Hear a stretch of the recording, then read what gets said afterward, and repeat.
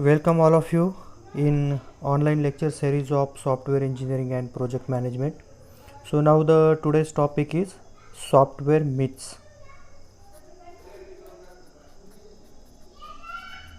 Software myths. Okay, let us see what is meant by the myths. Now the dictionary word for myths is what?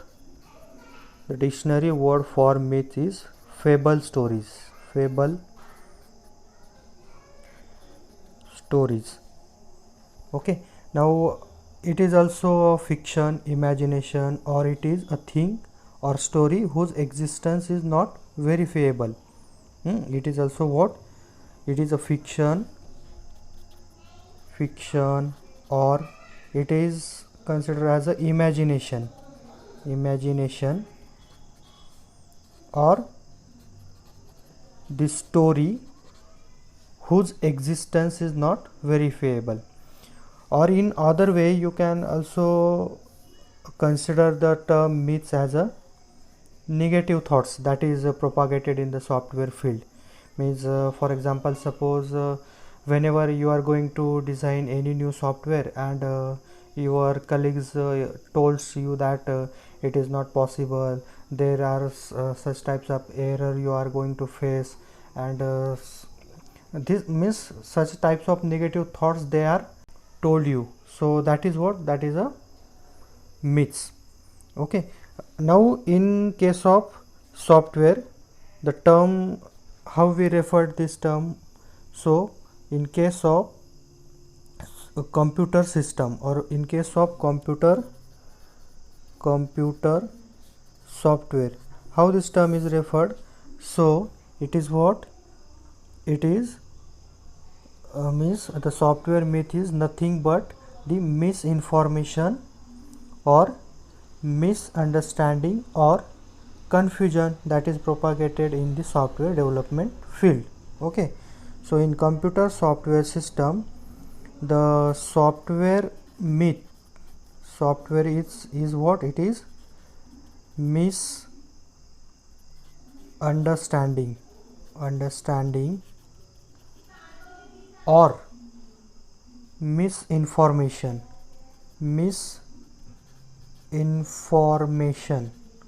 or confusions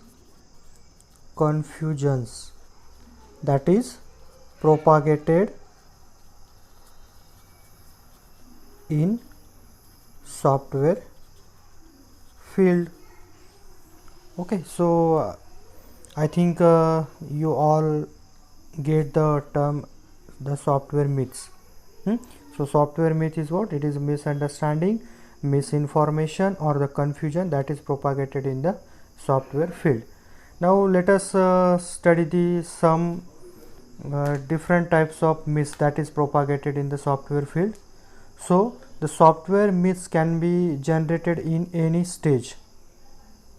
Okay, means these myths in the software field can be propagated at any field. So let us see the different level of software myths. So first level of software myth is what? It is management level myth. Okay, so first level of the software myth is management level myths. Second one is customer level myths. Customer level myths. And the third one is practitioner level myths. Practitioner level myths. So these three types of myths are propagated in the software field. Okay, so let us consider, or let us we study these all these level of myths in one by one by taking some examples. Now let us see the example of manager level myths. So if the manager thinks that there is no need to change the approach of software development, okay, means if the management thinks that no need to change the approach of software development, okay, means we can develop same kind of software that we have developed 10 years ago.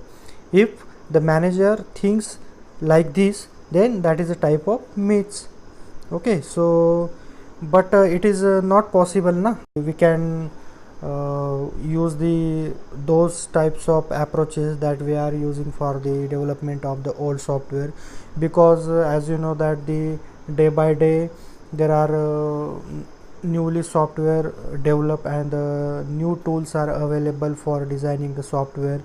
So we cannot think about the same approach, okay. The same approach in the development process of the software cannot be considered. So if we see the reality of this myth,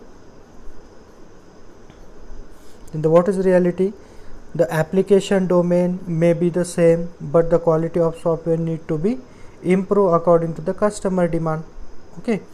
Means suppose if you want to design a new software, that time application domain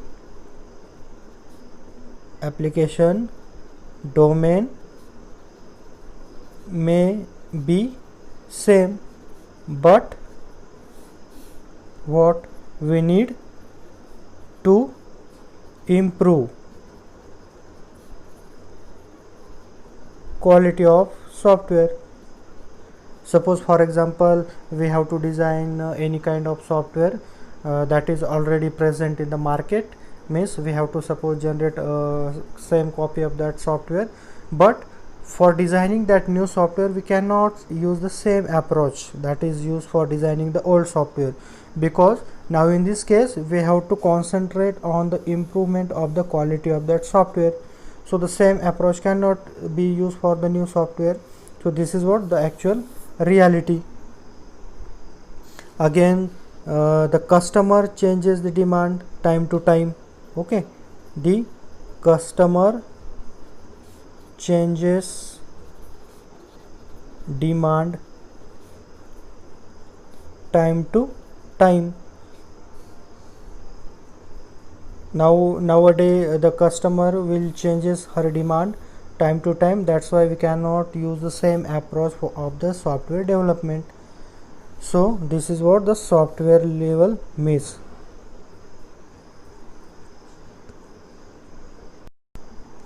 Again another example of manager level myth is, like suppose if we think or if the manager thinks that we buy ready-made software tools for designing the new software, okay. So whenever you are going to design a new software, that time it is also possible to buy the extension of that particular software from somewhere else, and then all these extensions are combined together and then we will form a new software. Means suppose if you want to design one software, that time the software suppose the software having a total 5 function, so each function we can buy separately, and after combining this all the extension we will design our software. So that is the case. The manager thinks that we can buy such types of extension for designing of our software. So this is what the manager level think, but in actual reality what is the case? So reality of this myth is what? The software tools are ready-made software that helps in creation of the other softwares, but we cannot use such types of software for designing our new software. Like suppose for example Microsoft front page or Microsoft publisher, that is the ready-made tools available, and if we use that such types of ready-made tools in our application, so that is not valid for our application. So the reality is what? We cannot use ready-made tools. Okay, so this is manager myth and its reality. Next type of myth, suppose for example the manager thinks that whenever we needed, we can add more programmers for the faster execution of our development process. Okay, but that is not feasible.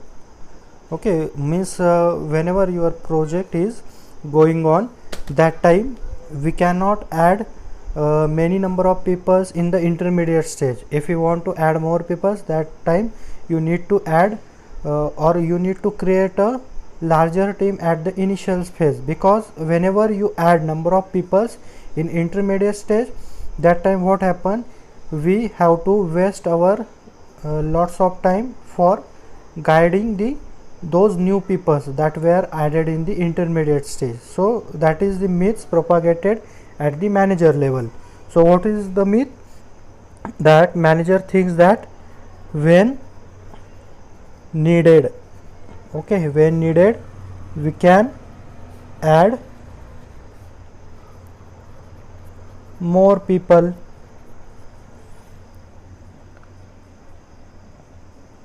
When needed we can add more people for faster development. And what is the reality? The reality is what? We cannot add the more people at the intermediate stage, because when the new peoples are added to the project, the training must to be given to such types of newcomers. Okay, hence the people that previously working on your project, they spends their more time for the training such types of people. Hence project cannot be completed fast just by adding what? The more number of people at any time during the project development.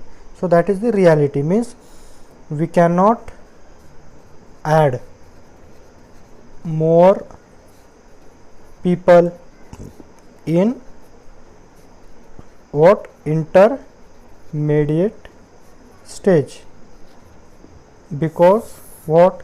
Because the people that are already working on that project can spend their lots of time in training the newcomers. So just adding new peoples in the intermediate stage cannot be make your project become a faster. Okay, so that is the main issue.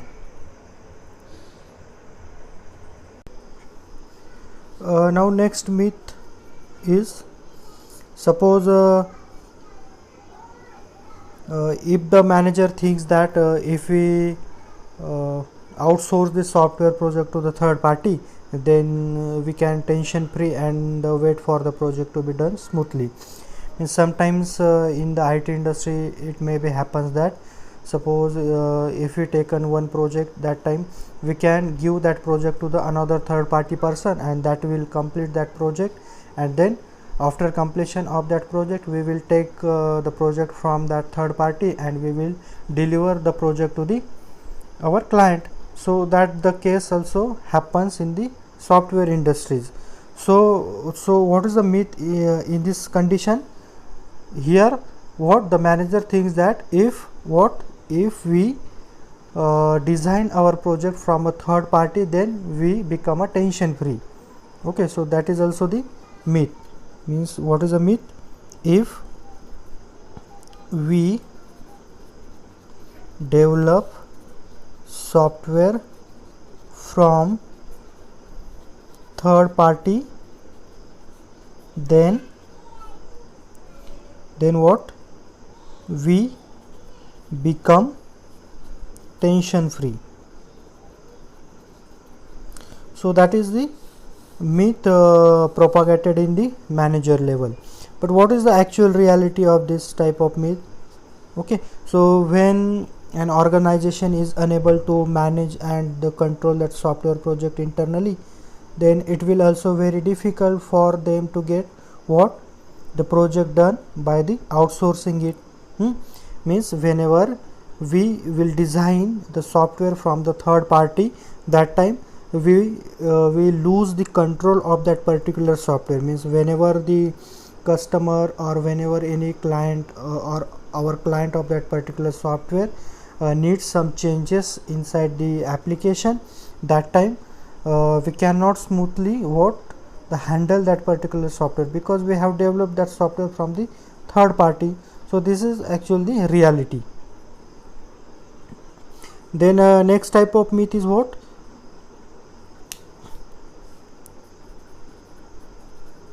Next type of myth is what? Suppose there is a book that contains the standard and procedure for developing software. It will provide the developer everything that he needs in the development process. Okay, the manager thinks that if we have any book as a reference for the our developer team, so the developer team can read that particular book and then design, or then they will develop the project. That is the thinking of manager. Means this is the myths at manager level. But in reality what happen, means suppose the rule of book is exist, but the question maybe arises that suppose for example is it actually used by the developer? Okay, are the software developers aware of such types of books of standards and procedures? And then does it contains all the modern engineering practices, or is that book is proofful or not? Sometimes the developer cannot read such types of books, but they need the practical knowledge of that particular designing process. So all these points are the in reality for such types of myth.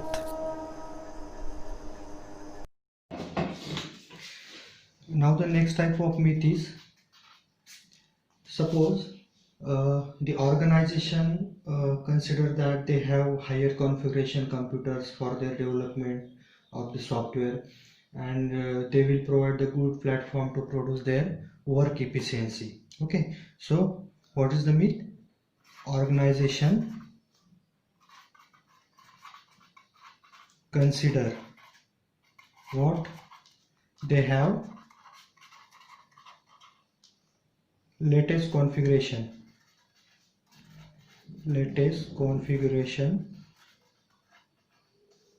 computer, and they provide good platform, okay, for the development of the software. So this is the myths that is propagated in the software field by the organization. They consider that they have the latest configuration computers and they have the good quality platform, so that we will design the any kind of software by using this environment. But what is the actual reality? In actual reality, if we have suppose the latest configuration computers, or we will provide a good platform, but if we do not have any high educated technical team, so we cannot design the software, because only these things cannot be able to perform a high quality of software, because we need a technical team also. Okay, so what is the actual reality? In actual scenario, the latest hardware configuration computer will not help in producing the high quality software. Means only the latest configuration computer cannot be able to design a high quality software. So we cannot design high quality software only by using what? Latest configuration and good platform.